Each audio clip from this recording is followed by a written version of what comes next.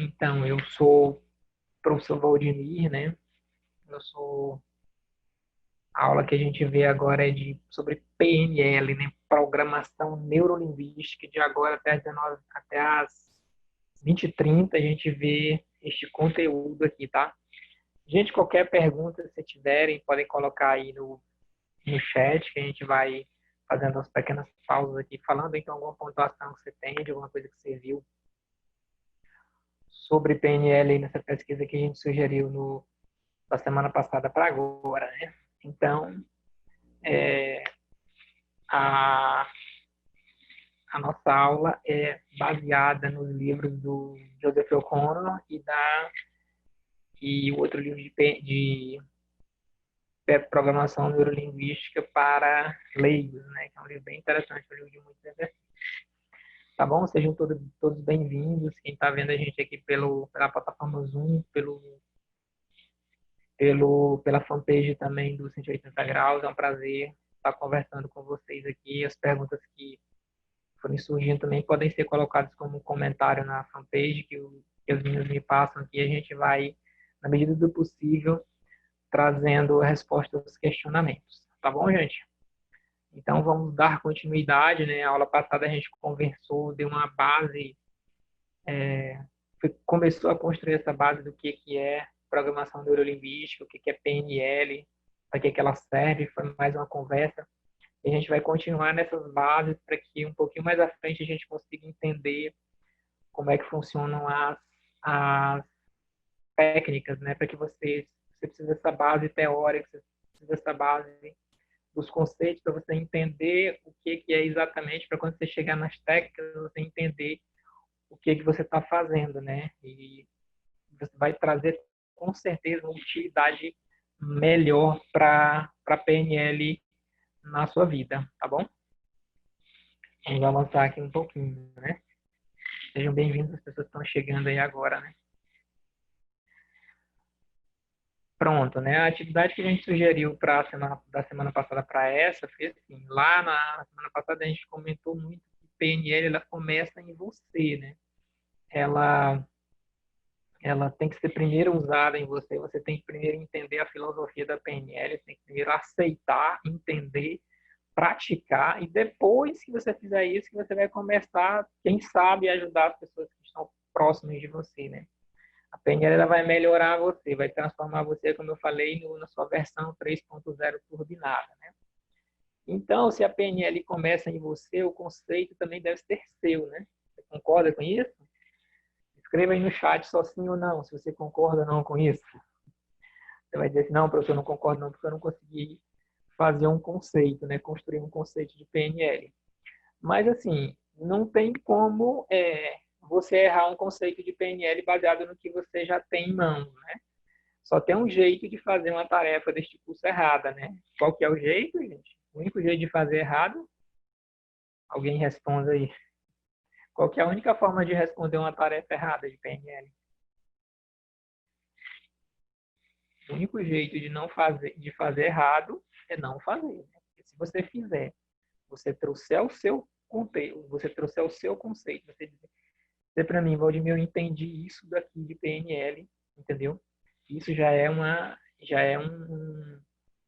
está certo, entendeu? Mesmo que que você não vai ser cobrado, a gente não vai cobrar para você um conhecimento de agora sobre PNL, é uma coisa que talvez você esteja começando a ver.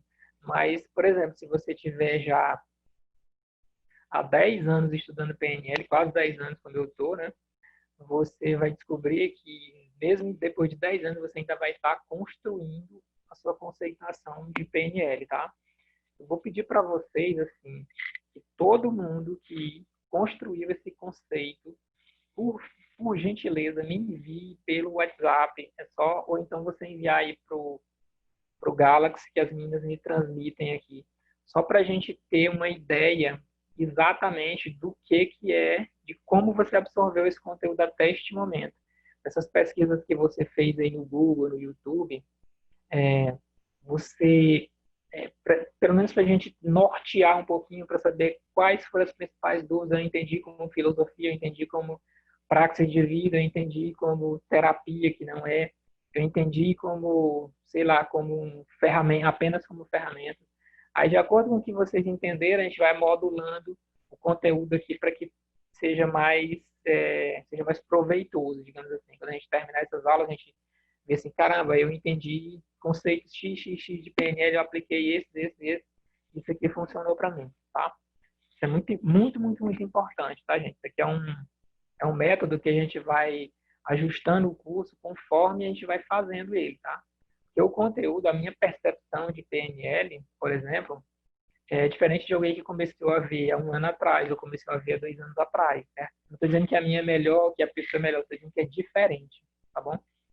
E a gente não pode incorrer no risco, por exemplo, de achar que, o que eu sei, eu vou passar o conteúdo da forma mais complicada possível, que eu tenho que parecer. Tem que parecer que é uma coisa difícil para que eu valorize a minha aula. Não, a ideia não é essa.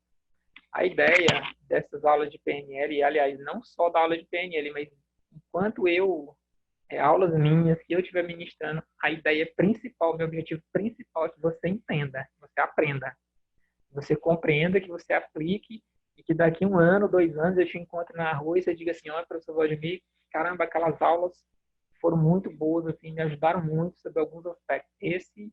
O meu objetivo enquanto instrutor, enquanto professor, é exatamente esse. Tá bom, gente? E já já eu falo sobre um outro aspecto interessante dessa atividade aí, tá bom? Fato, não deixe de não perca essa oportunidade de fazer isso. Eu vou tentar, à medida do possível, responder meus contatos aí também, se você quiser mandar pelo Instagram, pelo direct do Instagram, mande lá o seu conceito. Professor Vladimir, o que eu entendi foi isso. Mande lá que, na medida do possível, eu vou responder a todas as pessoas que se interessarem em enviar o conteúdo, tá bom? E aí você vai saber se você está seguindo numa trilha que vai ser mais proveitosa para você, tá? O mestre Cláudio Lara, como a gente viu aí na aula passada, ele disse que PNL é o maior acelerador de competências que existe. Essa é uma excelente conceituação de PNL. É um acelerador de competências.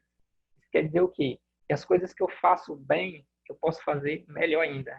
Eu posso me tornar, se eu trabalho com vendas, um melhor vendedor. Se eu sou um jornalista, eu vou me tornar vou aprimorar minhas capacidades de escrita, de leitura, de entendimento de situações. Se eu trabalho, por exemplo, com liderança, eu vou me tornar um líder melhor. Se eu faço parte de uma equipe, eu vou me tornar um liderado melhor, porque a minha capacidade de me comunicar com meu chefe vai me ajudar. Então, essa conceituação que está na moda aí, que é de competências, né, que a gente escuta muito falar nisso, as competências, as minhas habilidades, hard skills, soft skills, né, que é a terminologia que o pessoal da administração usa muito, desenvolvimento humano, eu vou melhorar isso, né? Eu vou me aprimorar nisso, vou me calibrar nisso, vou me tornar um expert naquilo, né? Mais naquelas coisas que eu sou bom e as coisas que eu não sou tão bom assim, a PNL me ajuda a desenvolver isso. Ela acelera esse processo, acelera o processo de aprendizagem. Coisas que, por exemplo, imagina que quando eu trabalhava na área de assistência técnica, a gente falava assim, demora 3 anos para formar um técnico, né, na área que a gente trabalhava, porque era uma área muito específica. Eu gerenciava uma equipe e eu sabia que quando eu contratava um cara, dali a 3 anos, é que eu ia estar confiando naquele cara para ele executar um trabalho mais complexo. E eu sabia que demoraria 3 anos nessa formação desse cara. Se nessa época esse cara tivesse conhecimento de PNL e eu já tivesse também, se a gente aplicasse técnicas de modelagem, de aprendizagem expressa, isso, ele conseguiria chegar no patamar, ele chegaria em 3 anos, talvez em 1 ano, né? Tivesse um ganho bem mais rápido, né? E por isso que o Cláudio Lara, ele fala sobre isso, né?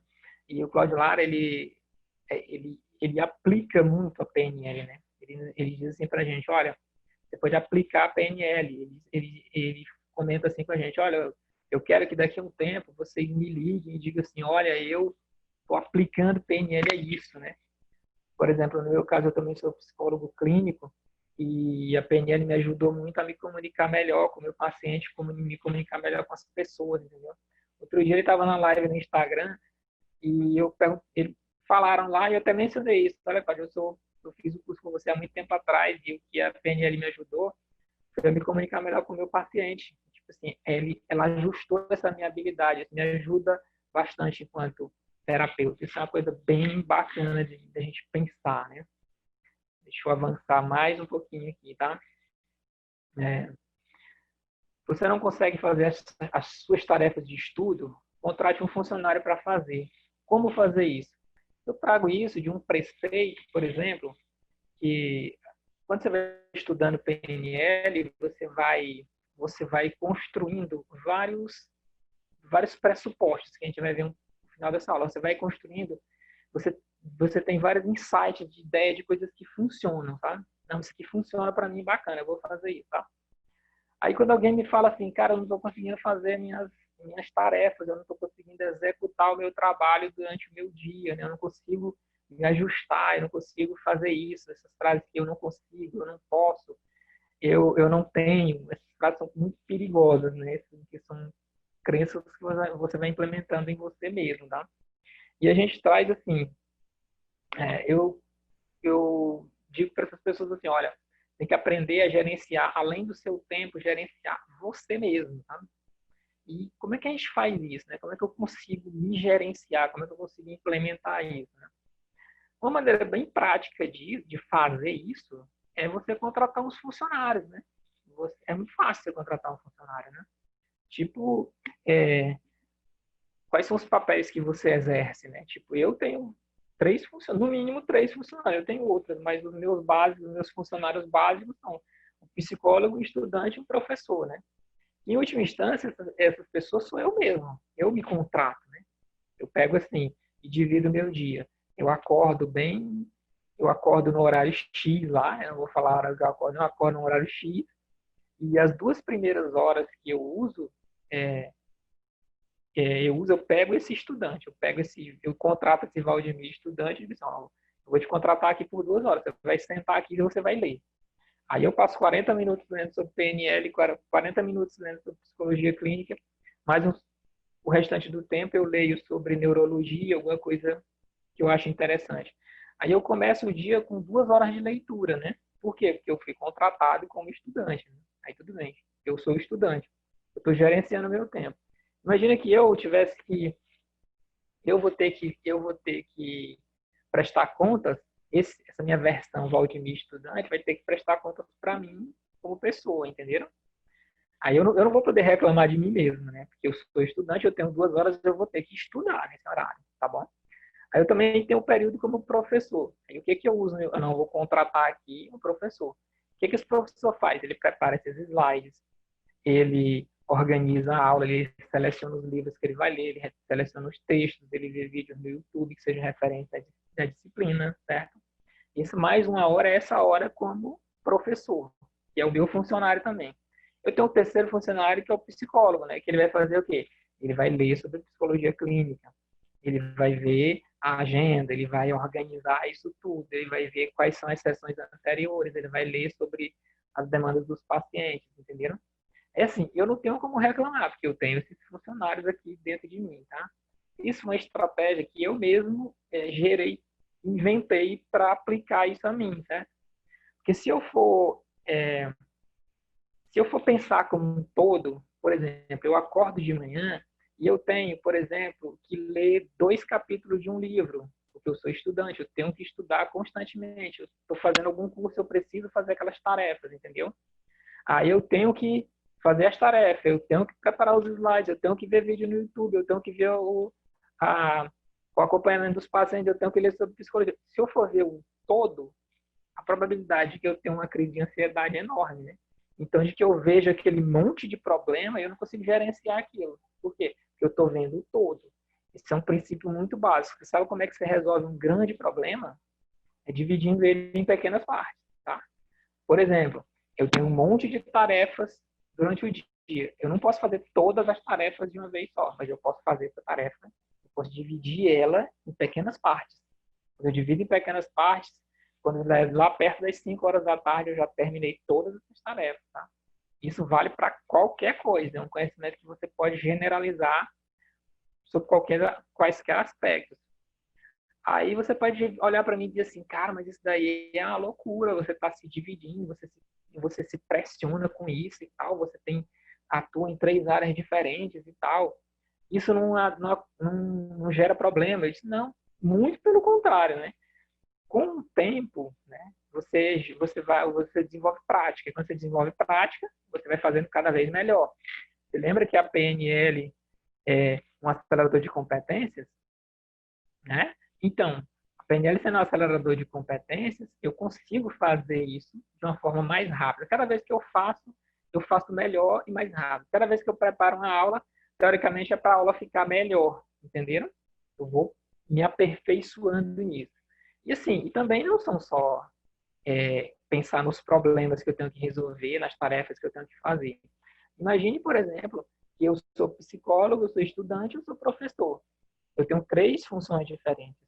Olha só, como psicólogo e como professor, eu tenho 2 rendas diferentes, né? É ou não é?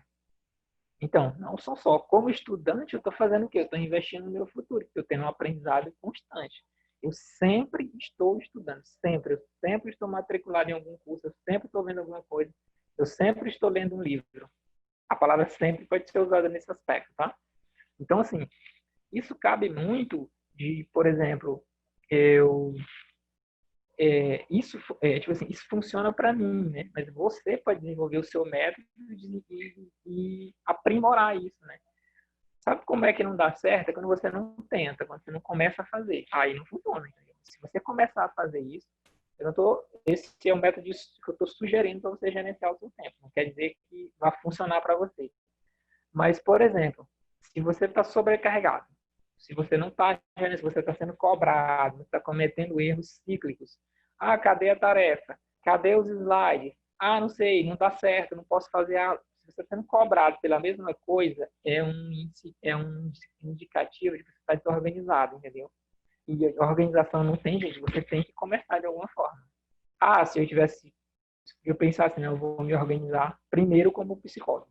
Beleza, psicólogo tá ok, agora eu vou lá para estudante, agora eu vou professor, aí eu vou para aí você vai aos poucos, daqui a pouco você consegue, tá? Deixa eu só dar uma olhadinha aqui no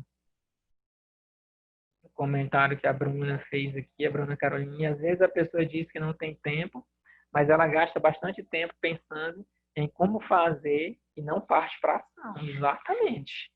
Exatamente, tá? Eu já até comentei na outra aula, né? O fazer, ele, tipo assim, 1% de 1% de prática vale mais do que 90%, 99% de teoria. Vocês estão me ouvindo? Porque para mim parece que deu uma queda aqui.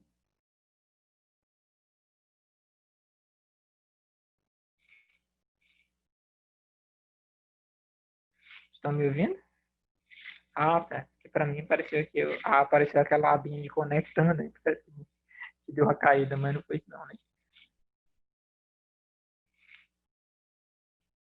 Certo, perfeito.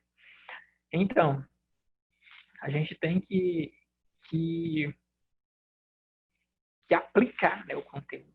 O conteúdo, ele, por mais maravilhoso que ele seja, você tem que aplicar ele de alguma forma. Se você não aplicar, possivelmente você não vai fixar esse conteúdo, tá bom? Eu até comentei na aula passada, assim, quando eu fui lá, a gente teve aquele curso lá sobre redes sociais e tal, a primeira coisa que eu fiz quando eu cheguei em casa foi criar um canal no YouTube, fui gravar um vídeo para o Instagram, né? Você tem que aplicar aquilo. Não adianta nada, por exemplo, adianta muito pouco, né? Por exemplo, você aprender sobre PNL, você ler os slides, ler livros, ver vídeos e tal. Agora, se você não aplicar isso, não vai trazer um resultado nenhum. Imagina que eu li todos os livros, fiz todas as tarefas e tal, e não apliquei nada. Aí eu venho ao Ibiapina e assistiu 10% das aulas, só que esses 10% que ele pegou, ele aplicou imediatamente. Ele usou, entendeu? Aí isso transformou em resultado. O resultado vem da ação, não é do planejamento, da coisa, não. O planejamento faz parte da ação, mas o resultado, ele vem da ação. Não adianta você ficar se lamentando, não, tá? Mas aí você pergunta assim, como é que eu vou, Valdemir, como é que eu vou conseguir fazer isso, me gerenciar. Tem uma coisa interessante que eu até coloquei nessa setinha emoção, pensamento e ação, é uma coisa que mais na frente a gente vai ver bem detalhadamente, mas é um princípio que, assim, como você se sente, como eu estou me sentindo, interfere em como eu penso. Como eu penso interfere na minha ação, nas minhas atitudes, tá? Pensa nessa tríade, emoção, pensamento, ação, tá? Aí você pensa assim, qual que é a lógica disso? A lógica disso é bem simples. Por exemplo, você pode... imagina que você teve um dia que você, sei lá, ou você tomou um porre ou aconteceu alguma coisa bem chata na sua vida. Quando você vai contar, você está na roda de amigos, você está conversando. Ah, rapaz, um dia desse eu saí na rua, pisei na lama, o meu sapato novinho que eu tinha, o sapato estragou, deu tudo errado, perdi o dinheiro do Uber e tudo, sabe? E você conta isso sorrindo. Por que que isso é diferente? É o seu estado emocional. No dia lá, provavelmente você está muito zangado, né? Mas o seu estado emocional, como você está se sentindo, interfere em como você pensa. E como você pensa, interfere na sua ação, tá? Então, uma maneira de se condicionar, por exemplo, a ter uma atuação legal, assim, é você verificar como você está se sentindo. Como é que você acorda, por exemplo? Você acorda, o que você faz? Você acorda e diz, meu Deus, já vou ter que trabalhar, já vou ter que levantar, já vou ter que fazer uma atividade chata e tal. Faça o seguinte, acorde pensando que você tem um café da manhã maravilhoso, entendeu? Quando você estiver tomando café, coloque uma música boa para tocar, entendeu? Coloque uma música legal. Tá? Ah, mas hoje eu estou me sentindo jururu. Nem todo dia a gente está animado. Eu não estou me sentindo muito bem. Se você não estiver se sentindo muito bem, não inicie uma tarefa que é muito importante, tá? Não inicie, não. Porque você vai vincular a lembrança daquela tarefa, o estudar, por exemplo, a uma sensação ruim. Tem vários gatilhos que você pode criar para quando você estiver se sentindo mal. Tem aquele seu amigo que é animado, você liga para ele e ele diz, cara, tudo bem, como é que tá? Meu Deus, imagina o Carlos Eduardo ligou pro amigo dele aí, imagina que o amigo dele é o Daniel, rapaz, eu vou ligar pro Daniel aqui. E aí, Daniel, o Daniel já atende, fala, Carlos Eduardo, como é que tá? Cara, tem um negócio bom aqui pra gente, a gente vai ganhar dinheiro, a gente vai estar, como é que estão as coisas, tá, rapaz, a gente tem um mundo de oportunidade e tal, e aquela pessoa que já é animada, né? Pronto, essa pessoa é aquela pessoa que você vai entrar em contato naquele dia que você quer se animar, entendeu? Sabe aquela música que você gosta? Bote aquela música para tocar, entendeu? Para você ver como a sua emoção mudando, como os seus pensamentos mudam, entendeu? Se você estiver triste, se você estiver chateado, por exemplo, aí você vai resolver um exercício que foi que foi que foi enviado pelo Gualberto, por exemplo, aí você tá triste, aí você vai lá, você pega e começa a dizer, eu sou burro mesmo, eu não entendo nada não, sabe? Por quê? Não é que você seja burro, você não esteja entendendo, mas é a forma como você está se sentindo, entendeu? Pense, lembre bem, assim, se vocês quiserem anotar isso daí, guarde assim para você. Como você se sente interfere em como você pensa, interfere e o pensamento interfere em como você age. Nessa tríade. Você pode agir muito nesse primeiro estágio, que é a emoção. Tá? Você pode agir muito. Você sabe muito mais do que qualquer outra pessoa como é que você se anima. Isso não tem a menor dúvida que você até que tipo de música você gosta. Lembra de um dia assim que a gente faz até esse exercício mais à frente. Lembra de um dia que foi legal, né? Lembra de um dia que deu tudo muito certo. Pronto. Coloque a sua música favorita aí, como o caso Eduardo está falando, né? Isso é legal, cara. Se você aprender a manipular isso, você vai ver que os seus dias vão ser bem mais legais. Né? Não estou dizendo que você tem dias extraordinários, mas, por exemplo, você pode melhorar com certeza a sua performance, tá? Guardem isso. Emoção, pensamento e ação. E essa ação tem que ser imediata, assim, quanto a qualquer conhecimento que você tenha, né? Princípio de neuroaprendizagem, pratique. Você só aprende de fato quando você pratica. Quando você conversa com alguém, quando você fala, quando você discute, entendeu? Isso é bem legal. Né? Muito bom, tá, gente? Dúvidas sobre isso, não se preocupe que também esse essa tríadezinha aí, emoção, pensamento e ação, a gente vai bater muito nela, a gente vai aprender âncoras, princípio de ancoragem, que é para você ancorar uma emoção positiva, para que você tenha pensamentos mais funcionais, tá bom? Legal? Pensem nas suas atuações aí enquanto estudante, enquanto filho, enquanto namorado, enquanto namorada, esposo, marido, você pode colocar aí, né? Se você dedicar tempo, você vai se tornar uma pessoa com habilidade mais aprimorada, né? Você vai acelerar a sua competência, tá bom? Um dos princípios que estão na base da PNL também é o princípio de ecologia, né? Tem a ver com a ecologia que a gente estuda na escola, né? É um pouco diferente, né? Ecologia, ela se refere a preocupar-se com o sistema geral, né? Você a verifica quando considera como a mudança que está fazendo se encaixa no sistema mais amplo. Você checa que o que parece ser uma boa mudança em uma parte do sistema não vai causar problemas em outras áreas. Eu não sei se vocês, alguém que já foi na cidade de Los Angeles, nos Estados Unidos, e Los Angeles, na década de 60, se não me engano, eles, ela era, ela tinha um problema sério que eram os crocodilos, né? Invadiam a cidade. Tinham muitos crocodilos porque a região pantanosa, né? Tinha muitos crocodilos. Aí os caras fizeram o quê? Eles estavam precisando de terreno e eles estavam precisando de, de se livrar dos crocodilos, né? Aí o que que eles fizeram? É uma região pantanosa, os rios se dividiam muito, né? Eles fizeram o quê? Eles mudaram o curso de um rio. Eles fecharam o rio e mudaram para que o rio circulasse a cidade. Aquela região que era pantanosa ficou seca, né? 10, 20 anos depois, começou a surgir um monte de problema, de pragas, de bichos, um monte de coisa lá. E eles não sabiam por quê, né? Que a cidade estava enfrentando aquele tipo de problema. Os crocodilos também voltaram, nós lembramos dos crocodilos. E aí o que aconteceu? Os ambientalistas, eles viram assim, olha, naquela época, lá na década de 60, a gente tomou essa decisão de mudar o curso do rio, foi muito boa, mas a gente não se preocupou com o impacto ambiental, né? O impacto ecológico da coisa. A gente tomou uma decisão que na época parecia boa. Foram construídos bairros, né? Um monte de coisa. E o que depois, acho que no final dos anos 90, eles tiveram que fazer? Desfazer, liberar o curso do rio para que voltasse ao normal, né? Quando a gente vai tomar uma decisão, por exemplo, de vida, a gente, às vezes, se você não tiver consciência disso, se você não pensar em como isso vai impactar a sua vida inteira, se você não prevê isso, a probabilidade que você tome um baque é enorme, tá? É enorme.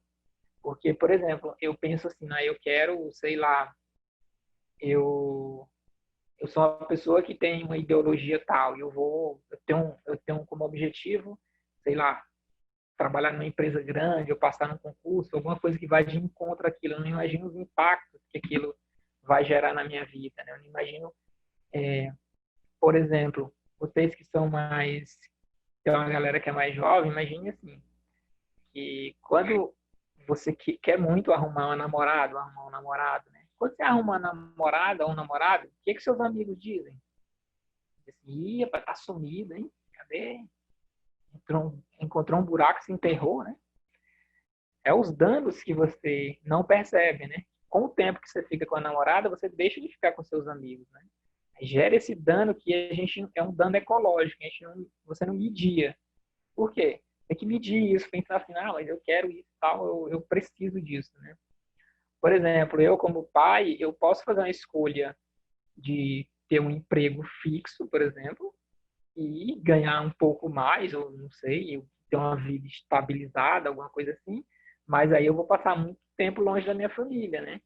Aí eu penso assim, se eu pensar só nos benefícios, eu não vou lembrar dos impactos que isso vai causar na minha vida. Eu vou ficar afastado, eu vou passar mais tempo longe do meu filho. Aí já é uma coisa que eu não estava prevendo, um impacto ecológico, assim, igual os crocodilos lá na cidade lá de Los Angeles, tá?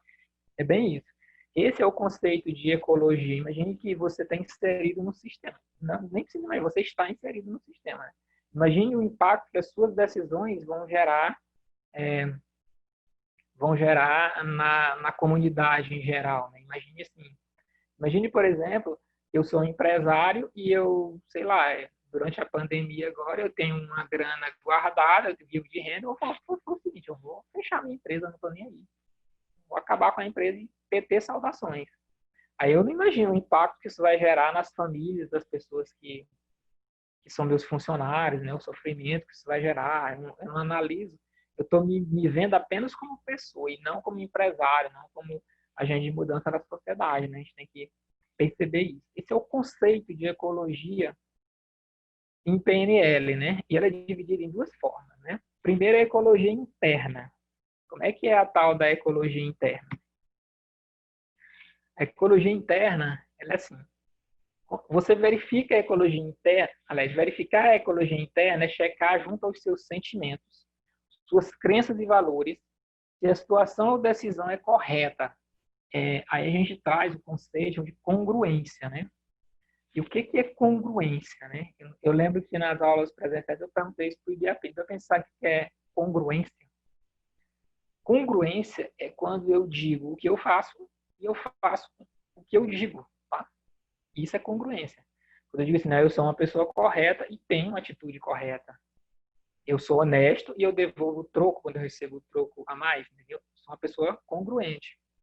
Por exemplo, eu falo para que eu digo para as pessoas que estudar e a leitura, eu sou entusiasta da educação, traz resultados e eu também faço isso. Eu leio, eu estudo, entendeu? Estou sendo congruente com o meu discurso. Não, você tem que fazer isso porque é a verdade, é isso aqui que traz resultado. Eu também faço isso, é de uma experiência, entendeu? É uma congruência.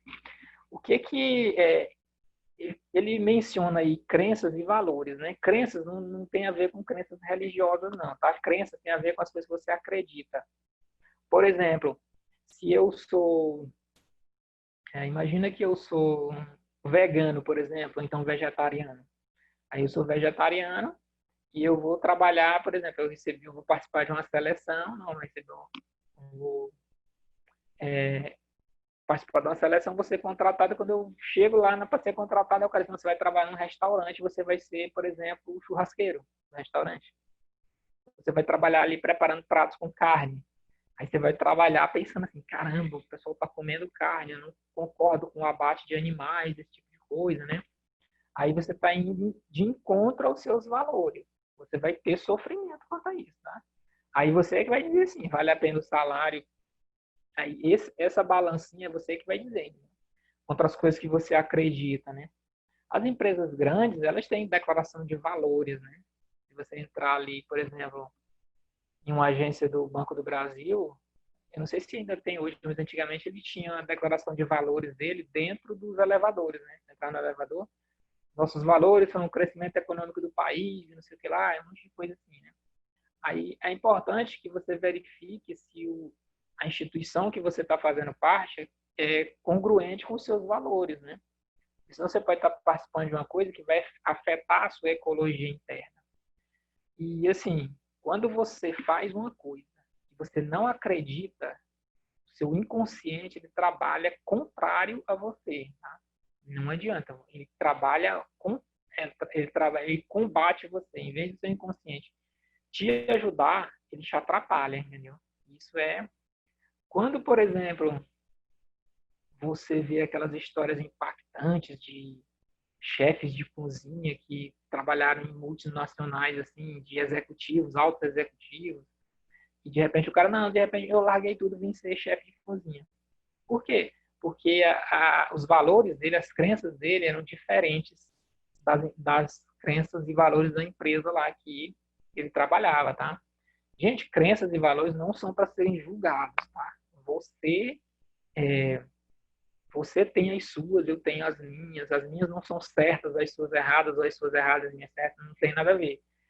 São as minhas, são as minhas. Eu tenho que agir segundo as minhas crenças, tá bom?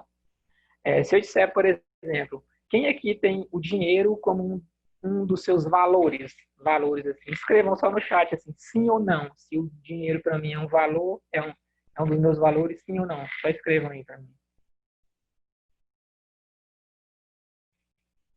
Sim ou não? Não, Carlos Eduardo. Não, Daniel, não. Lucas Feitosa. Samuel Silva, não. Pronto. Vamos anotar o nome aí de todo mundo que disse não e vamos contratar esse pessoal, vão trabalhar de graça. Não vamos, não precisa de salário, esses caras, não precisa, viu? Jadaíus também, não precisa de salário. E o dinheiro para eles não é um valor, não é uma coisa que motive eles, que seja levado em consideração, tá? Gente, é uma brincadeira com vocês. Vocês estão sendo o quê? Incongruentes. Sabe quando. Você quer um exemplo de valor? Por exemplo, tem aquelas pessoas que trabalham em ONGs que protegem os animais, tentar muita coisa nas redes sociais aí, né? Tipo, eu tenho um valor que quero cuidar dos animais, eu prego o respeito pelos animais. Aí eu faço o seguinte, eu pego meu carro aqui à noite e vou colocar ração para os cães de rua. Pronto, aí eu não ganho nada por isso.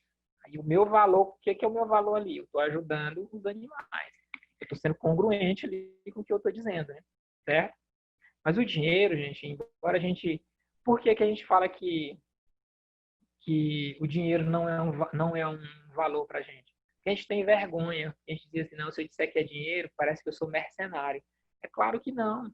O dinheiro me ajuda a pagar a escola do meu filho, o dinheiro me ajuda a comprar comida para minha família, entendeu? Então, o dinheiro é sim um valor para mim. Se eu estou trabalhando, eu me qualifico melhor, eu quero ganhar mais. O dinheiro é um valor para mim.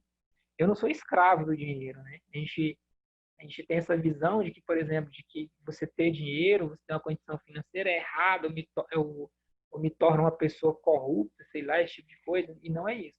É o uso que você faz do dinheiro que demonstra seu caráter, tudo bem? A gente, depois, mais na frente, a gente vai falando de crenças e valores mais especificamente, a gente ajuda você a ajustar os seus valores, tá? E ser absolutamente honesto com você mesmo. É uma coisa que eu gosto e pronto.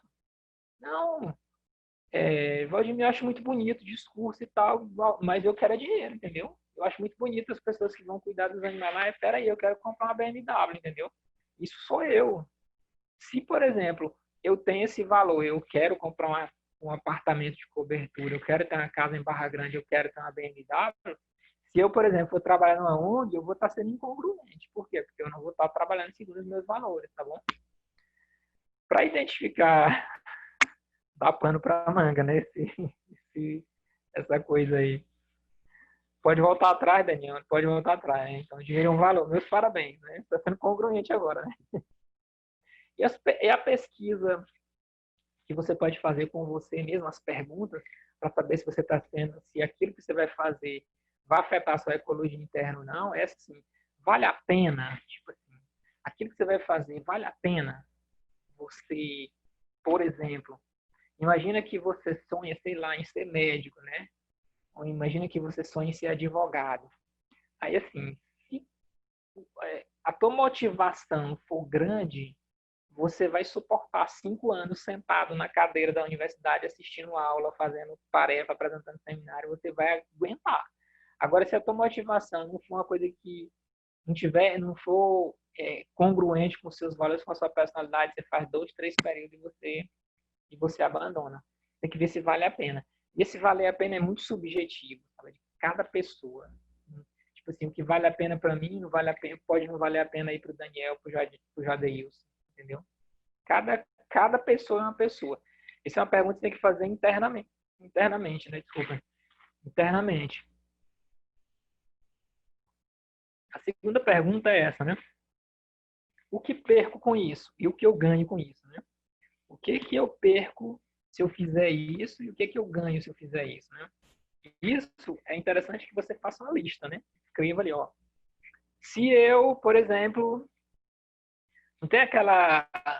Eu vou falar agora para as meninas, que eu estou falando para os meninos, né? Aquela menina que é o seu crush, né?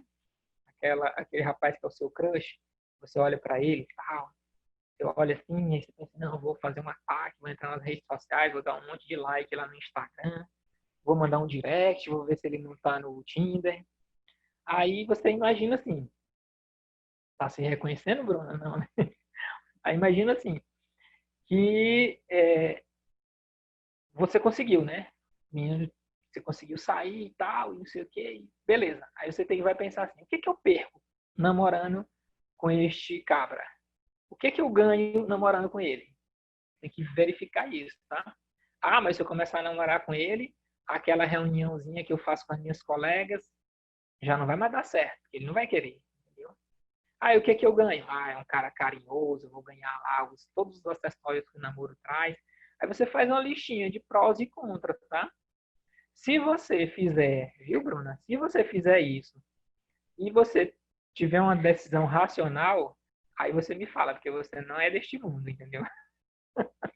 Geralmente, essa decisão aí não é a decisão racional, é a decisão emocional.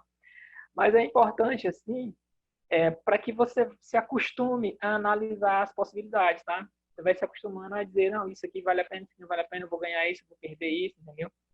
Ah, se, por exemplo, se eu trabalho 8 horas por dia e, e é legal, eu ganho X, né? Mas, por exemplo, se eu ganhar metade desse X e eu vou trabalhar só 6 horas por dia, beleza, aí eu perco valor financeiro, mas eu ganho, por exemplo, um expediente para estudar. Eu posso, por exemplo, fazer uma faculdade. Eu posso, por exemplo, estudar no Instituto Galaxy. Eu posso me aprimorar em alguma área, entendeu? Você ir percebendo que você ganha e que você perde ali. Isso em termos internos, né? As coisas que você... Não, eu vou ficar mais satisfeito fazendo isso. Né? Não, eu vou trabalhar em empresa X, eu vou ganhar mais, mas essa empresa é mais ela é mais alinhada com os meus valores, por exemplo. Aí isso é de cada pessoa, isso é de cada pessoa. Às vezes tem aquele funcionário que a pessoa que trabalha ganha um salário mínimo, tá ali todo dia, assoviando e brincando e feliz da vida. E tem um alto executivo lá que ganha 20 salários mínimos e o cara tá rabugento, né? Todo dia chega mal-humorado. Vai ver lá, vai ver, o cara tá trabalhando só pelo dinheiro, ele não tá alinhado com os valores, entendeu? Com os valores dele, com as crenças dele, né? E quando você toma consciência lá dessas duas coisas, você se pergunta, eu estou disposto a pagar o preço por isso? É a pergunta de US$ 1 milhão, né? Você quer pagar por isso, né? Você, Bruno, você está disposto a abrir mão do sorvete com as colegas, do churrasquinho lá com as amigas, pelo crush? Essa é uma pergunta que só você é capaz de responder, entendeu? Você está disposto a pagar o preço? Ah, eu quero ser advogado, mas eu não quero passar 5 anos estudando na faculdade, sentado lá no banco da faculdade assistindo aula. Não, eu quero arrumar um emprego melhor, eu quero ganhar uma promoção, né? Eu quero chegar lá para o doutorado e dizer, doutorado, eu quero que o senhor me dê um aumento de salário em plena quarentena. Aí, mas você não quer, por exemplo, se qualificar, você não quer estudar, você não quer se tornar um melhor profissional, entendeu? Você não quer aproveitar as oportunidades. Você tem que estar disposto a pagar o preço, né? Nada vem do nada. E assim, a gente tem que estar preparado e pronto para quando a oportunidade surgir, tá? E conhecimento, quando ele é oferecido assim, dessa forma aqui, que você não está pagando nada por isso, só em vez de você estar no YouTube vendo bobagem, você está assistindo a aula, você está aprendendo, como a gente vai já já ter a aula da Isabel, você vai aprender coisas extraordinárias aí, né? Você vai se tornar um profissional melhor e olha só, de graça, né? Imagina assim, quando passar essa quarentena, você vai sair mais preparado, né? A última pergunta que ele faz sobre a ecologia interna é assim, é possível manter os aspectos bons do que eu tenho? As coisas que eu tenho podem ser mantidas, né? É, tipo assim, eu tenho coisas boas, eu vou precisar abrir mão dessas coisas boas para chegar nesse objetivo, para aderir a essa mudança, eu vou precisar abrir mão dessas coisas boas. Aí você vai ver, né? Não, tenho 10 coisas boas, eu vou ter que abrir mão de 3 para ter esse objetivo, mas eu vou abrir mão temporariamente. Tipo, no meu caso, eu já tinha uma formação, né? Eu fui fazer uma segunda formação, que foi psicologia. Aí eu pensei assim, não, eu posso vir para casa e ficar com meu filho, ficar com a minha família, ir à igreja, fazer outras coisas, e eu posso abrir mão disso durante um tempo para fazer a faculdade. E eu fiz uma escolha, né? Você que decide, né? Se são aspectos temporários ou permanentes, aí é você quem vai decidir. E quanto mais você colocar isso no papel, assim, escrever, olha, esse aspecto, esse, eu sou assim, isso é importante para mim, isso não é, menos decisões erradas, aliás, ou menos decisões equivocadas você vai tomar, né? Porque você não toma decisão errada, você toma decisão equivocada, tá? Aí você vai, a probabilidade que isso seja, que isso, que isso evolua, para que você vá aprendendo a tomar decisões corretas, tá? Quando você fizer isso, tá? Acho que teve até alguém que, pronto, já daí se escreveu aí que vai colocar isso em prática, né? Meus parabéns, gente. Coloquem isso em prática. Por exemplo, você sabe qual é a diferença do cara que sabe que fez isso, que já instintivamente faz esse tipo de coisa? É aquele cara, por exemplo, que imagina que tem um círculo de amigos ali, aí o cara fala assim, eu quero fazer isso, eu quero fazer aquilo. Não, quando eu vou fazer um curso em lugar tal, eu vou aprender isso, eu vou aprender aquilo e tal. Ele não fica perguntando para todo mundo, tá? Tipo, ele fica perguntando, já daí, o que tu acha, cara, que eu devo fazer um curso de culinária ou então de Photoshop, sabe? O cara, ele não tem a menor ideia de onde ele está e para onde ele está indo, sabe? Não tem a menor ideia. Por quê? Porque ele não faz essas listinhas para ver o que interessa a ele, quais são os valores dele, o que importa para ele, entendeu? Quando você chegar no nível de que uma opinião vai ser apenas uma opinião, não uma ordem, por exemplo, toda vez que alguém pergunta assim, onde eu quero fazer o curso, diz o curso para me fazer, eu digo, eu sei nada, irmão, faz você, entendeu? Você que vai dizer os cursos que você vai. Como é que eu vou saber os seus valores, né? Você que tem que saber o que você quer. Eu sempre devolvo uma outra pergunta. Do que você gosta? O que você quer ser? O que você brincava quando você era criança? Entendeu? Esse tipo de pergunta que eu faço que é para alinhar o cara com os próprios objetivos dele, né? Se você colocar isso aqui em prática, você vai ficar menos suscetível a isso, a opinião alheia, né? Por exemplo, imagina aí, Jandeilson, que você... Desculpa, eu estava chamando de Jandeilson, é Jandeilson, né? Jandeilson, imagina que daqui a um tempo você, sei lá, decidiu fazer um curso de culinária e resolveu ser chefe de cozinha, né? Eu vou ser chefe de cozinha. Aí, se você fez uma lista, você sabe exatamente por que você escolheu fazer um curso de culinária para ser chefe de cozinha, pode vir ao Papa e dizer assim para você, rapaz, já deu, você tá doido, você vai largar isso aqui para ser, rapaz, vai fazer faculdade de administração, vai fazer direito, vai estudar para isso, aquilo. E você não, por quê? Porque você sabe por que você escolheu aquilo, entendeu? Você fica menos suscetível de coisas externas, porque você está alinhado com a sua decisão, você se conhece, entende? E isso, pense como isso faz uma diferença enorme na vida da pessoa, enorme. Isso pode decidir, assim, como é que você vai estar daqui a 20 anos, bem ou mal, esse tipo de coisa, tá, gente? Confia em mim, eu sou psicólogo, eu converso com molecada de 13, 14 anos e converso com pessoas de 60 e poucos anos que já viveram a vida inteira, tá? E uma coisa comum que a gente vê são as estratégias de tomada de decisão. Isso é uma coisa que, se você aprender a fazer isso, seu índice de felicidade ele vai subir muito, tá? A outra parte da ecologia, a gente viu aí a interna, né? Agora a gente vê a externa, né? A ecologia externa é o quê? São as coisas que vêm de fora, né? Verificar a ecologia externa é verificar como a sua decisão ou ação vai afetar as pessoas significativas na sua vida, né? Como essas pessoas vão reagir? Isso afeta os valores e crenças de algumas delas? Certamente que sim, não tem a menor dúvida. Quais dessas perspectivas externas importam, né? Essa é a parte difícil. Né? E é que a coisa fica tensa, né? Quando você chegar nesse nível aí, né? Como essa sua ação vai impactar a vida das outras pessoas, né? Como é que isso vai... Quando, por exemplo, usando o meu próprio exemplo de vida aqui, eu decidi deixar a carreira de tecnologia para ir para a carreira de desenvolvimento humano, psicologia, esse tipo de coisa, eu tive um baque financeiro, né? E o baque financeiro interferiu principalmente, vocês sabem que, no McDonald's, né? Meu filho também que na minha frente fica indo. É assim, ó.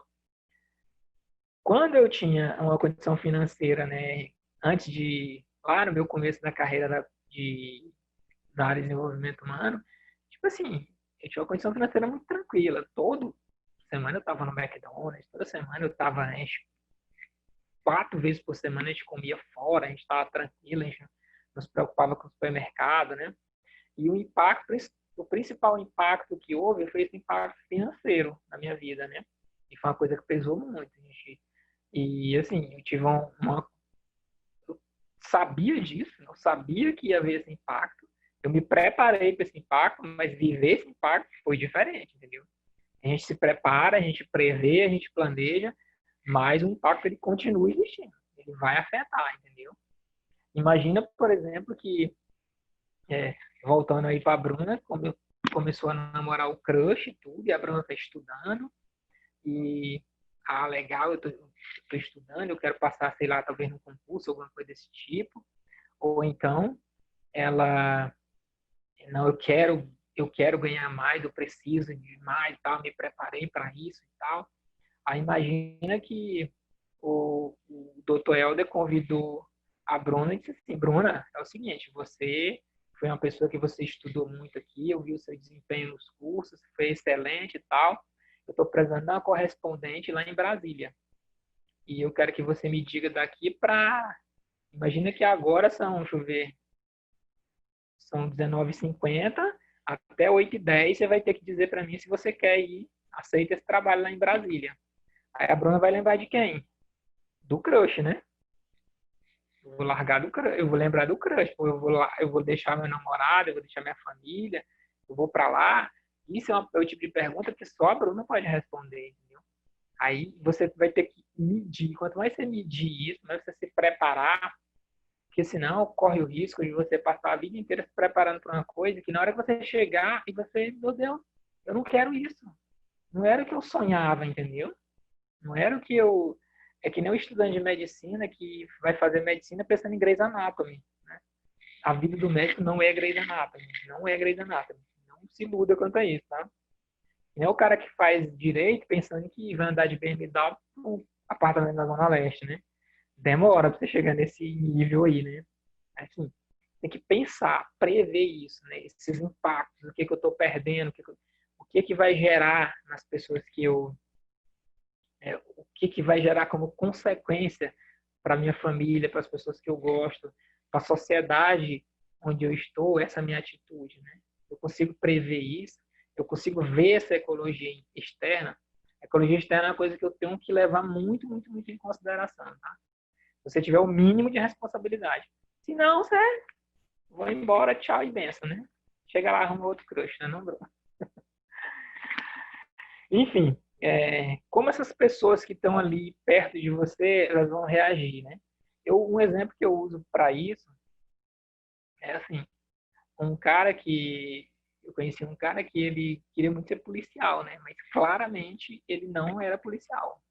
Eu sou, com o tempo na psicologia, a gente desenvolve meio que um senso, a gente consegue perceber muitos aspectos da pessoa que talvez ela mesma perceba, né? E o cara queria muito ser policial e tal. E eu olhava assim, cara, não vai rolar, entendeu? O jeito dele era muito diferente para a carreira militar, né? Não que fosse certo ou errado, mas era só talvez não se adequasse. E a própria dinâmica da família dele também, ela não se adequaria àquilo. Ela não se adequaria.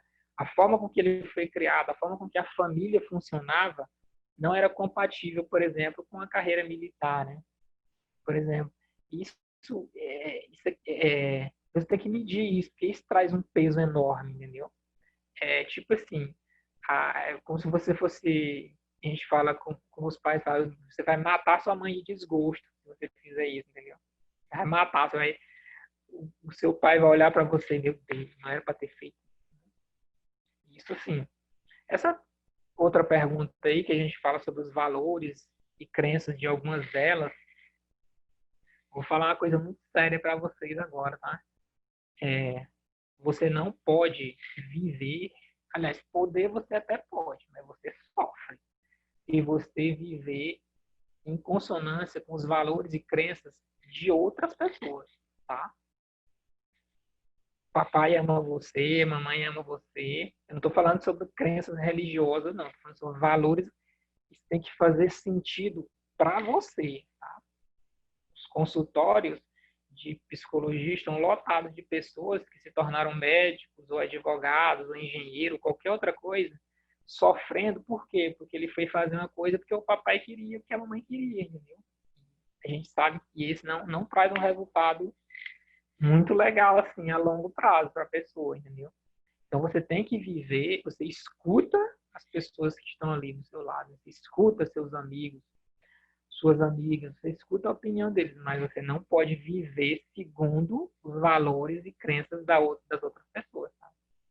Naturalmente, você se aproxima das pessoas que têm valores e crenças parecidos com os seus. Isso é natural. Mas nunca vão ser 100% iguais aos seus.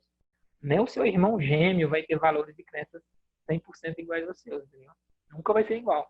Então, você tem que entender quando a opinião da outra pessoa, por exemplo, eu posso falar para o Daniel, cara, não faz tecnologia da informação, não faz ciência da informação, não faz isso, não, cara, porque eu posso ser o melhor amigo dele, entendeu?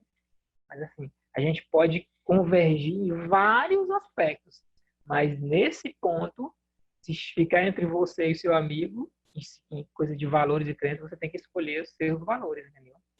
Você não pode escolher os valores do seu amigo, ou do seu pai, ou da sua mãe, ou do seu parente, não, entendeu?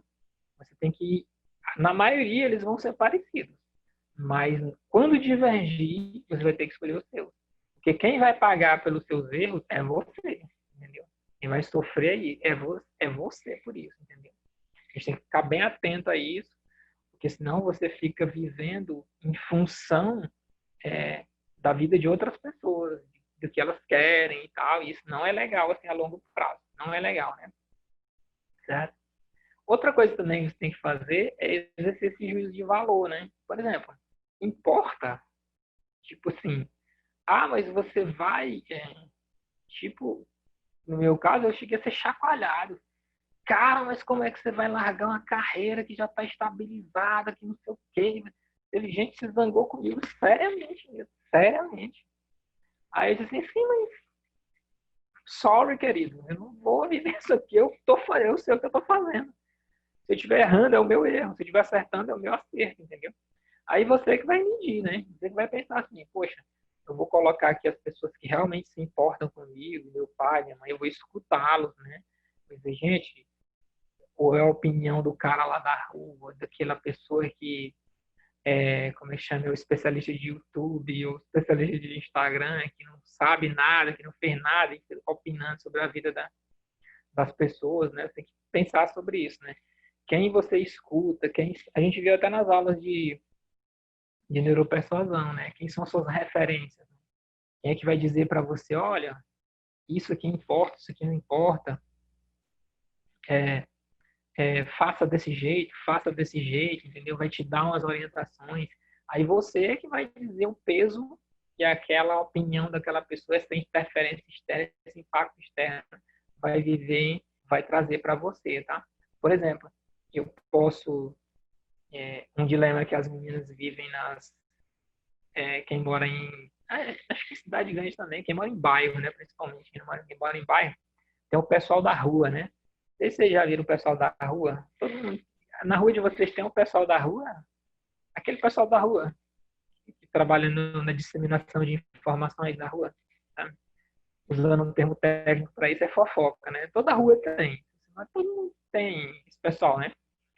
Aí imagina que eu sou uma mulher, uma menina, que eu posso fazer o seguinte: eu trabalho no comércio o dia inteiro, né?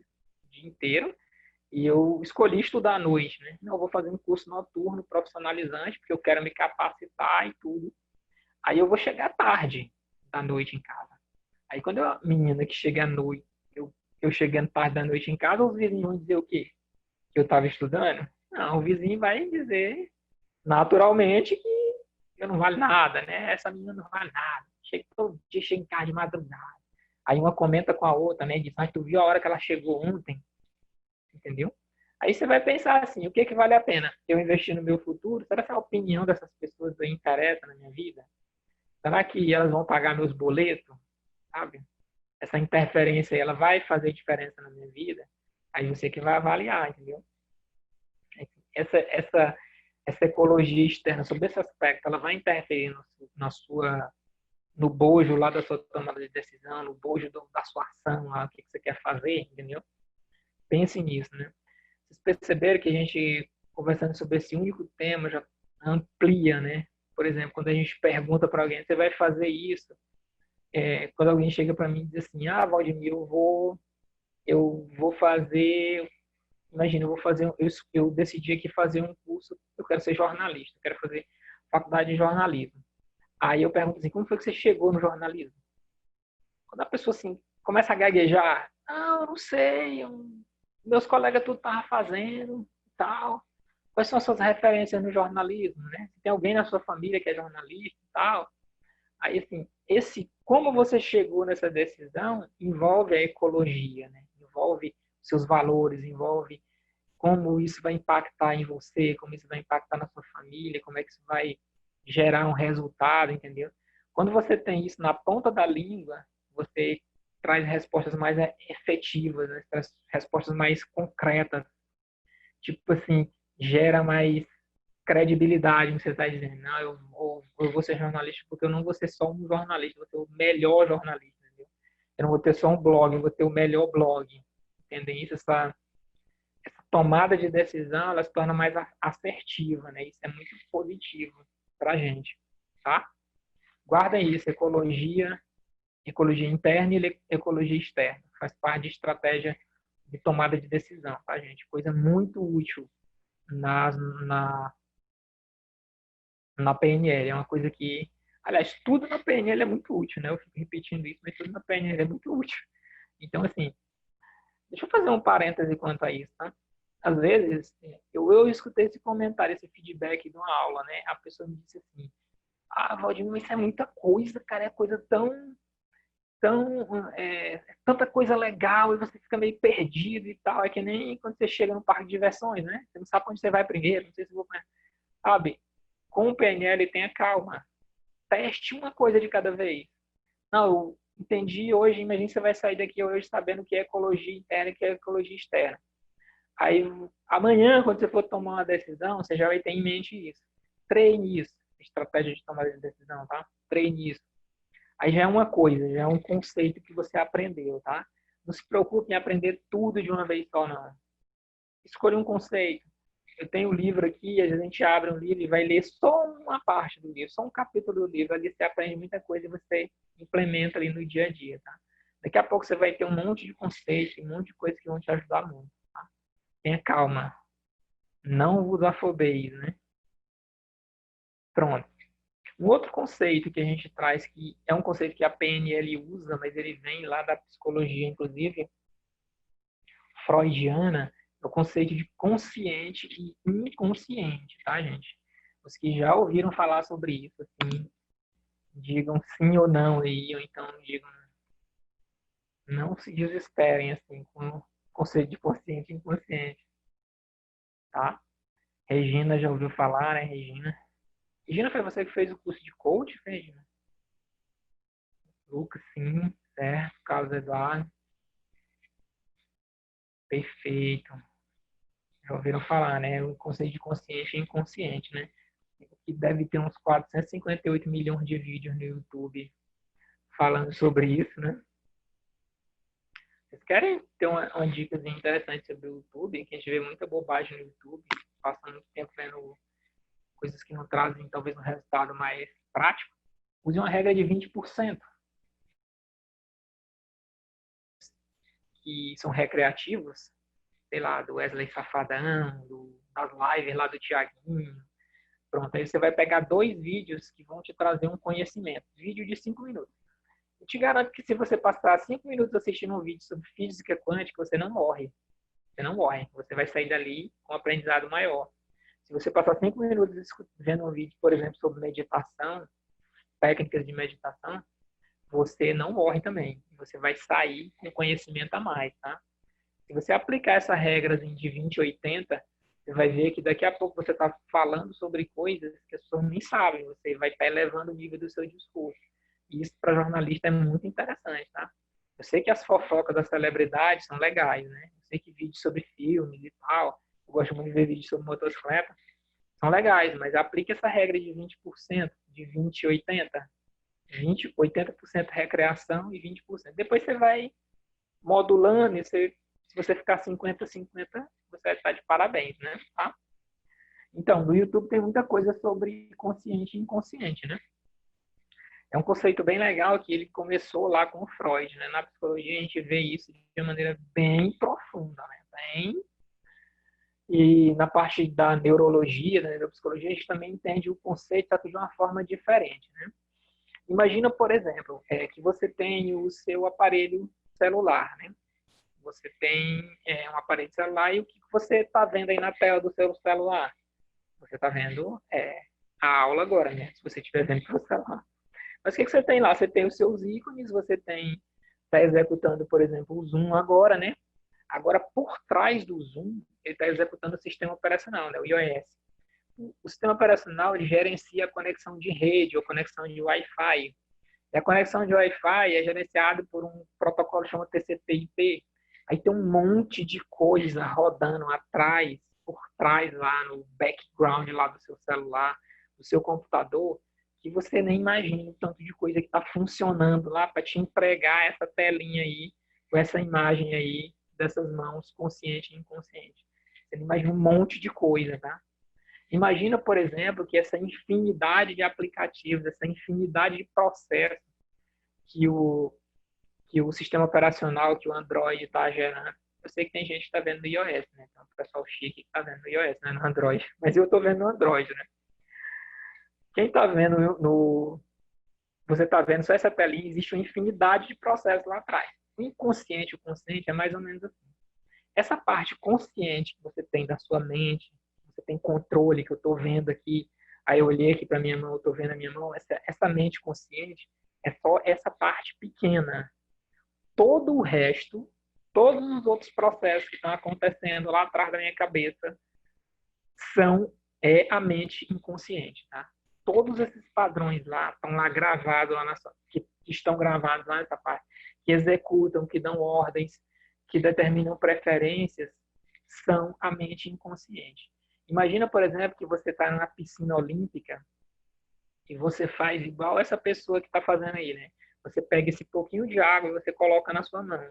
Esse pouquinho de água que está na mão dessa pessoa é a mente consciente. Todo o resto é a mente inconsciente, né? Todo o resto.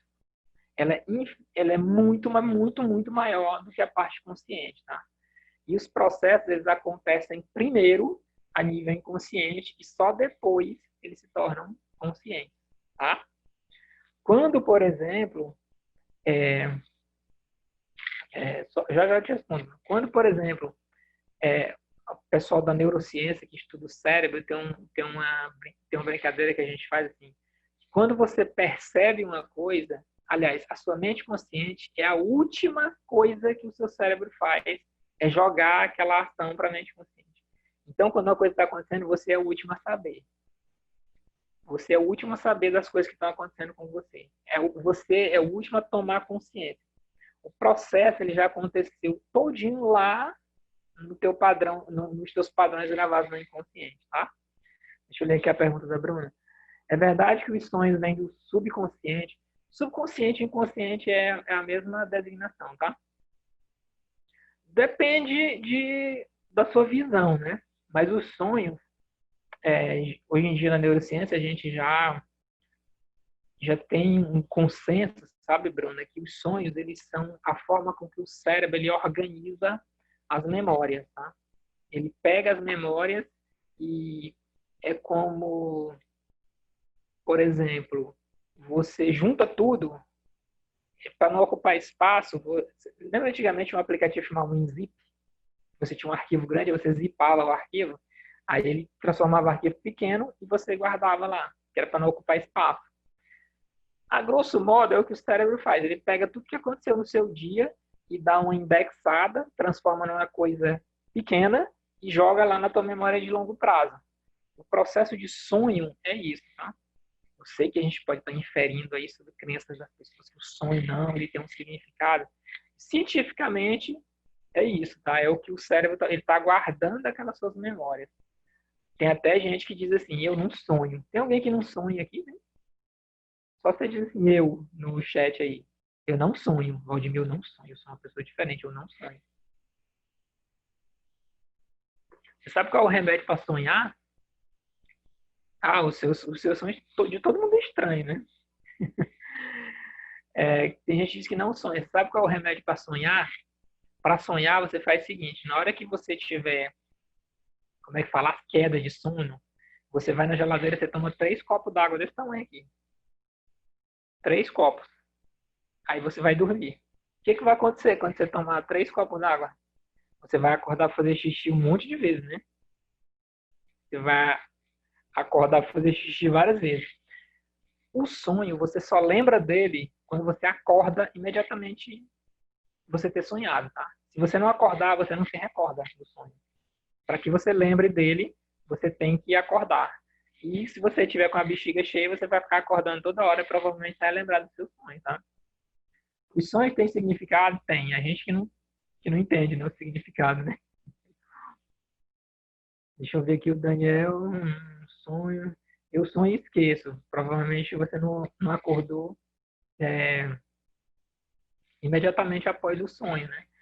Se você quiser fazer uma experiência interessante, por exemplo, as pessoas que dormem com outros, né? Tem companheiros que dormem juntos, que são casadas, né? Porque se não for casado é haram.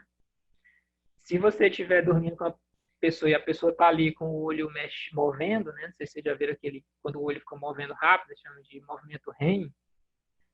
Aí a pessoa está sonhando. Na hora que ela estiver movimentando o olho, se você despertar ela, provavelmente ela vai lembrar do sonho que ela está tendo. Porque no momento que ela está movendo o olho, ela está sonhando, tá? Se você, ela acorda e vai lembrar do sonho, tá? A Regina, eu não lembro do que o sonho, dificilmente lembro. Se você acordar durante o sonho REM, você lembra. Você lembra exatamente mesmo. O que acontece, por exemplo, se você acordar e você dormir de novo, provavelmente você esqueça o sonho. Uma estratégia que você pode fazer é colocar um bloquinho de papel do lado da sua cama.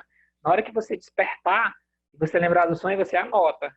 E deixa lá anotado. Aí de manhã você lê e você lembra de novo. Porque se você dormir de novo, você esquece. Eu lembro de poucas coisas de cada sonho. O que é, Daniel? Quando fala dormindo, provavelmente é falta de atividade física, algum problema de estresse, alguma coisa assim. Não tá alinhado a mente com o corpo. Quem está com a mente e o corpo alinhado geralmente tem um sono tranquilo, tá? Gente, vamos aqui no inconsciente. Então, isso é o processo consciente e o processo inconsciente. O que que isso nos traz, assim, né? Por que que isso nos é útil para a PNL? Porque a PNL, ela trata muito sobre padrões, né? Padrões de comportamento. E esses padrões, eles estão gravados lá no inconsciente da gente, tá? Então, tudo que é gravado, tudo que a gente vive, que a gente toma como verdade, coisas que a gente acredita, nossas crenças e valores, elas estão gravadas lá no inconsciente. Por isso que elas são difíceis de serem mudadas, tá? E provavelmente, quanto mais cedo você recebe um valor, quanto mais cedo ele é entronizado aí na sua mente, mais difícil ele vai sair, entenderam? Por exemplo, se você for uma criança que teve uma base cristã, não mate, não roube e não minta, esses valores, se eles forem ensinados para você na primeira infância, você pode até crescer e se tornar ter um desajuste quanto a isso. Mas sempre vai estar aquela vozinha na sua cabeça, olha, isso é errado, isso é certo, tal. Por quê? Porque são valores que são colocados dentro da cabeça da gente. Porque, por exemplo, a nossa sociedade, a sociedade brasileira, é tão assim achincalhada, vamos dizer assim, usando um termo menos agressivo, né? A gente é a sociedade, se a gente for comparar, por exemplo, com países desenvolvidos, a gente é muito diferente. Por quê? Porque quando a gente é criança, a gente é ensinado a ser esperto, tá? A ser esperto, a não a ter um procedimento correto. Aí eu sou esperto. Não, meu filho, não espere na fila, não. Entra na frente aí, não seja besta, não, entendeu? Aí eu viro obedecer a regra, eu viro um sinônimo de ser besta, né? A não pescar na prova, não, também tem uma parte, não pesca na prova, certo? Aí eu ensino isso pro meu filho na primeira infância. Ele cresce com isso, né? É terrível, exatamente, o senso comum diz isso. E isso, a gente fala do tal jeitinho brasileiro, cara, isso é uma praga, é uma peste, é um câncer que corrompe aqui a nossa sociedade, tá? Vocês, quando tiverem filhos, que ainda não tem, pelo amor de Deus, não ensinem isso para os seus filhos, não. Porque se a gente só vai construir uma sociedade legal quando a gente tiver indivíduos corretos, né? Bons cidadãos, né? Uma vez eu vi um documentário, o cara tava na Alemanha, se não me engano, na Alemanha, na Finlândia, sei lá, aí o cara tava no metrô, né? O cara brasileiro, ele perguntou assim, o metrô tinha várias catracas, né, que você passava o cartão e você liberava o seu acesso. Lá no final tinha uma catraca que era aberta, não tinha nada na catraca, você podia entrar direto. Aí o cara perguntou, vem cá, aquela última catraca ali serve para quê? Aí a pessoa do metrô disse assim, não, aquela ali é para caso alguém venha e tenha perdido a carteira ou tenha esquecido, ela consiga ter acesso ao metrô sem precisar pagar. Aí o cara disse assim, mas vem cá, ali não abriria para a pessoa que entrar de graça sem pagar, não? Aí a menina olhou para o cara e disse assim, mas por que que alguém faria isso? Por que que alguém seria mau caráter, por exemplo, de entrar no metrô sem pagar? Percebem que aqui no Brasil seria uma coisa comum e lá é uma coisa que beirava o absurdo. Né? Por quê? Porque são padrões que estão gravados no nosso inconsciente, assim, que o que é algumas coisas estão invertidas, tem um senso de moral invertido, né? Por isso que a gente está do jeito que a gente está hoje, né? Então, gente, todos esses nossos padrões de decisão, eles estão gravados lá no inconsciente da gente, tá? Tem aquela coisa assim que você tomou uma decisão e você não sabe exatamente por que ou você não pensou direito. Você não sabe, mas o seu inconsciente sabe por que você decidiu daquela forma. Por quê? Porque tem um padrão lá dentro da sua cabeça. Uma das coisas que a gente consegue fazer na PNL é mudar esses padrões, tá? Mudar esses pequenos programas. Sabe, o PNL, a programação é disso daí. Você consegue mudar esses pequenos padrões e você tem. Quando você muda lá no inconsciente, você muda para o resto da sua vida. Aí você tem uma.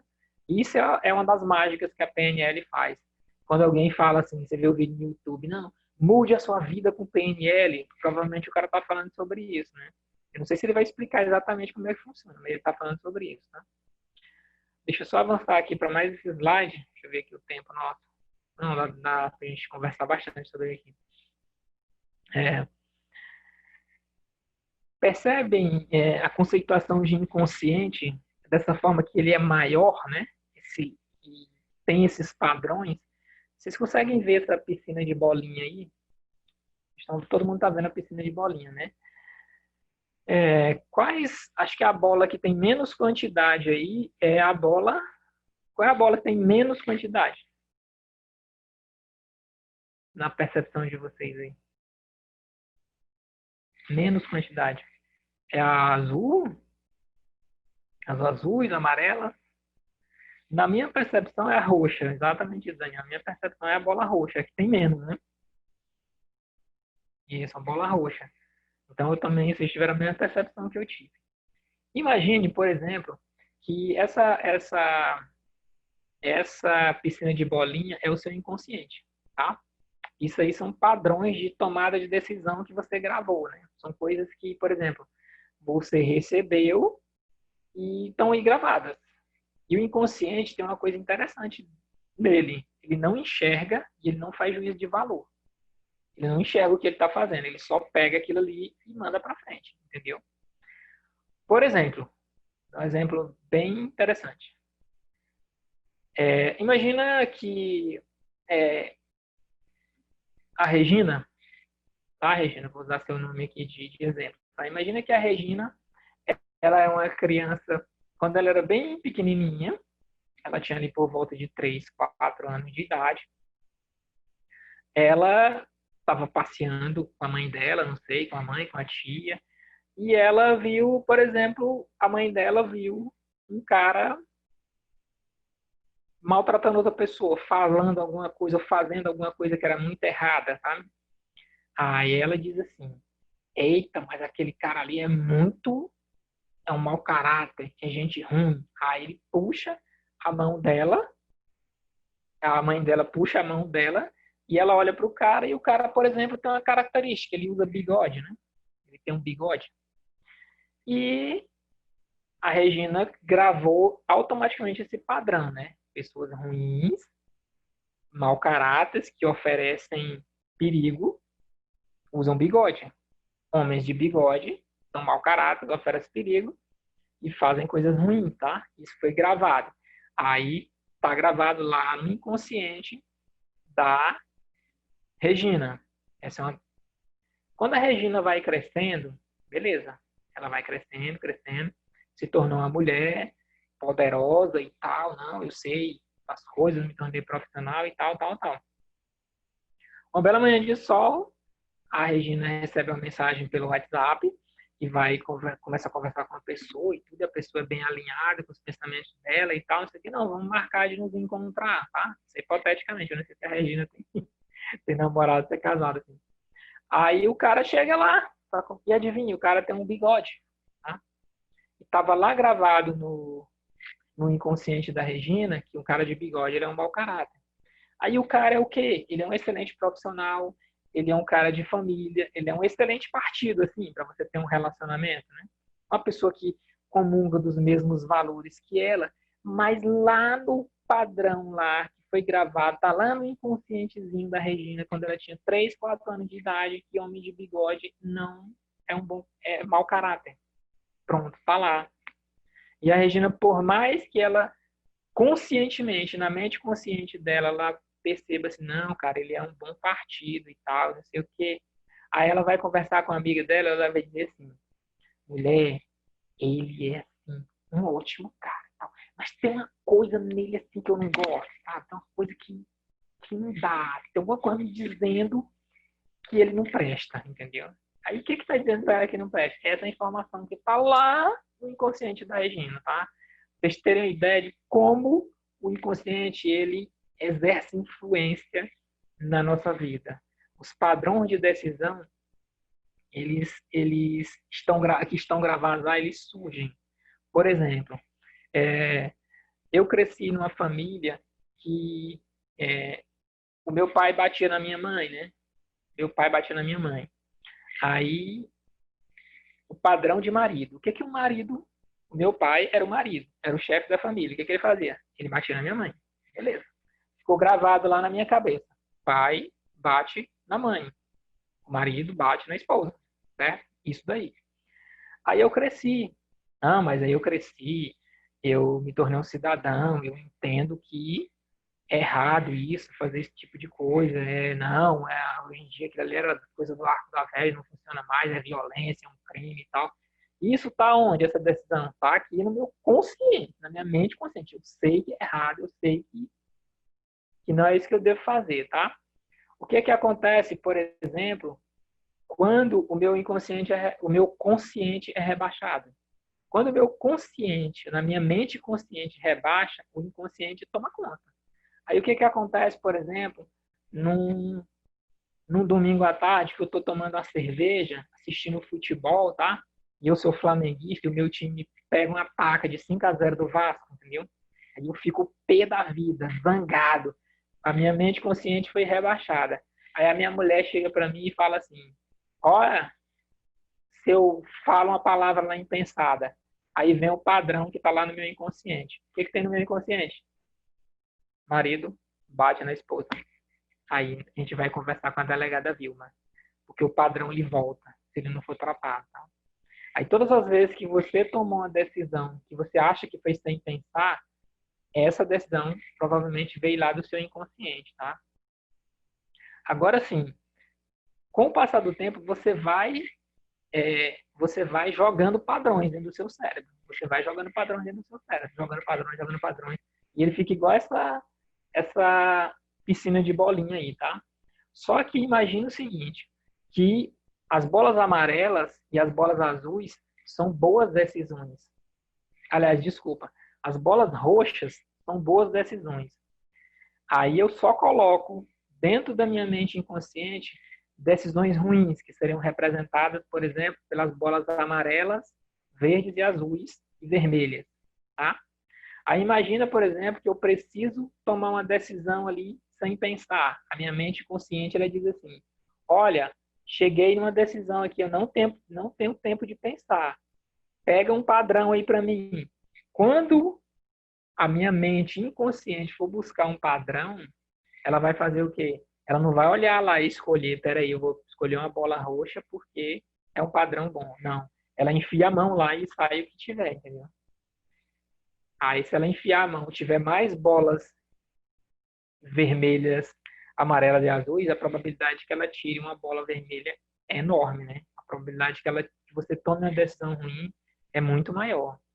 Então, esse treinamento do seu inconsciente, ele leva tempo, mas assim, ele vai reverberar durante toda a sua vida, tá? Se você não cria padrões positivos, você não cria gatilhos melhores, você não cria é, uma mente mais emocionalmente estável, emocionalmente equilibrada, você fica tendo, o seu inconsciente ele fica tomando decisões erradas. Por quê? Não é porque ele esteja trabalhando contra você, não. É só porque as informações que você fornece para ele são ruins, tá? Por exemplo, quantas vezes você é depreciativo com você mesmo? Por exemplo, Daniel, quantas vezes você pensa assim, poxa, eu sou burro, poxa, eu sou chato, poxa, eu sou enjoado, poxa, eu sou isso, eu sou aquilo, entendeu? Toda vez que você usa essa palavra eu, o que vem depois é o quê? É um adjetivo bom ou ruim? Por exemplo, se você usa essa palavra 10 vezes, das 10 vezes que você usa eu, o que vem depois é ruim, em 9 vezes, somente uma vez é bom, o que você está fazendo? Você está jogando 9 bolas vermelhas e uma bola roxa.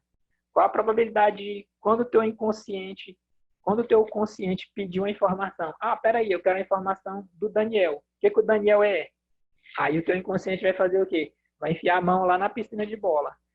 Aí se você tiver muita sorte, ele vai tirar uma bola roxa. Agora, na maioria das vezes, ele vai tirar uma bola vermelha. Vai dizer, ah, o Daniel é burro, o Daniel é ignorante, o Daniel é chato, entendeu? É assim que você programa o seu inconsciente, entendeu? Quando a gente fala assim, seja mais gentil com você mesmo, diga palavras positivas para você. O que você está fazendo? Você está programando o seu inconsciente. O efeito neurológico é esse, entendeu? Quando você pensa sobre a sua situação, você pensa de uma forma positiva ou de uma forma negativa, entendeu? Como é que você está programando o seu inconsciente? Quais as decisões que você está levando para ele, né?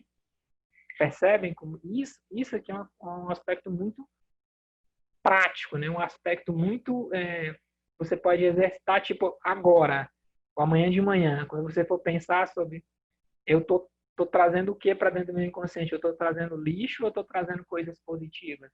Já pensaram sobre isso? Pensem sobre isso. Eu, na minha piscina de bolinha tem mais bolas roxas ou bolas vermelhas e azuis? Né? Os padrões que eu estou gravando são padrões ruins ou são padrões bons para mim? Tá? Isso é uma coisa que eu falo, inclusive, para os meus pacientes. Olha, seja gentil com você mesmo. Não seja tão severo. Porque se você criar um padrão de severidade, toda vez que você lembrar de você, você vai dizer assim, ah, não. Eu conheço pessoas que são extraordinárias, fazem coisas incríveis, mas você vai dizer um único elogio, a pessoa vai dizer, não, não, não. Por quê? Porque ela não consegue associar o nome dela a uma coisa boa. Coisa bem simples. O inconsciente dela não permite isso. Não, Valdivia, eu não faço isso, não. Eu não sou bom assim, não. Entendeu? Eu rejeito aquilo. A pessoa fala, tá uma cara feia, assim, né? Mas é bem isso, tá, gente? Esse é o. Eu sei que não é um conceito fácil, talvez até dessa forma seja de entender o que é consciente e inconsciente, mas a forma de padrões, de como você manipular isso. Manipular não, de como você adequar conforme um comportamento mais funcional, é bem interessante, assim, o aspecto que a PNL traz de maneira bem prática, a gente vai ver no decorrer das aulas, tá? A gente vai usar muito essa coisa de ecologia inconsciente e consciente, tá? Isso é muito bom e muito útil. Eu espero que vocês pratiquem, vocês me mandem um monte de mensagem, pergunte para a Nívia, pergunte para o pessoal do Galaxy, como é que funciona isso, para que serve e onde vai dar, tá bom? São 20h30, a gente vai ficar por aqui hoje. Eu, se não for alguma coisa clara, é só vocês mandarem mensagem que eu respondo na medida do possível. Tá bom, gente? Boa noite, tenha uma semana excelente para vocês, tá bom? Abraço.